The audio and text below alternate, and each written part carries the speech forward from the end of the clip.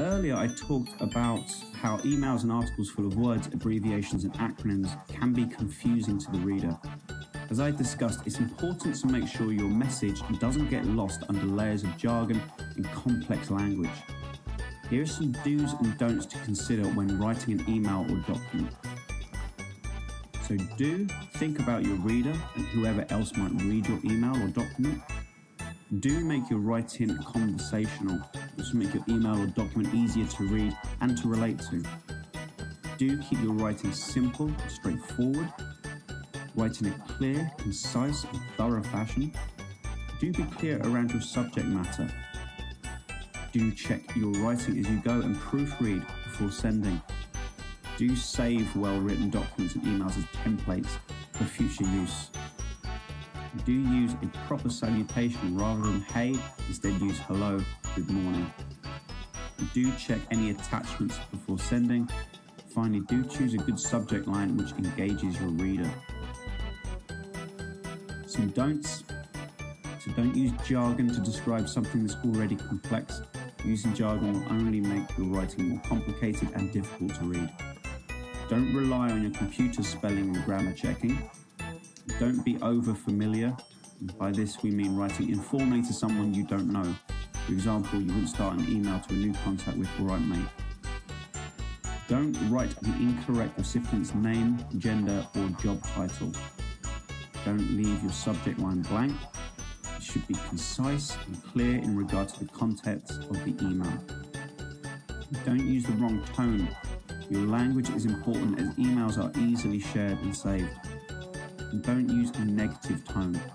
Sometimes you might have to give bad news by email, and this is where you need to think about using the appropriate tone and writing with empathy. Now you can download our do and don't list under the event resources tab below, and hopefully these business writing do's and don'ts will help you writing going forward and give you something useful to refer to. We briefly discussed how to engage your reader in your email subject line earlier on in this session, and now we want to explore the content of your document or email and how you can earn and retain your reader's attention at every stage of communication. We've broken reader engagement down into 4 stages. Stage 1, outline the context. At school, college, or university, you were taught to lay out your evidence and then give your conclusion. In the workplace, you need to put your main point first. He should write a line or two establishing the common ground between you and your reader. Stage 2 is describe the trigger. Explain why you're writing this now and what is changed or needing to be changed. And this should be a line or two. Stage 3 is ask a question. Raise an action-orientated question such as how do we prevent this or how do we reduce the cost of this. And stage 4, give the answer. This is where you can give your suggestion, recommendations or any key findings. Aim to give a complete solution, no more than 25 words. And now you have their attention. You can use the rest of the document or email to explain how and why you've arrived at this recommendation. This may then lend to further discussion or a meeting with you and your reader. This document is available to download again at the end of this session. It's worth noting that this is only one way you might look at writing a business email or document, and this is an example which you may find useful. You should always think about your audience and document format as you write. Is it an email, a document, or a presentation deck? Your content and your structure should change according to your audience and your format. So today we're constantly taking on new information, and your email might be vying for your audience's attention along with other forms of media and documentation.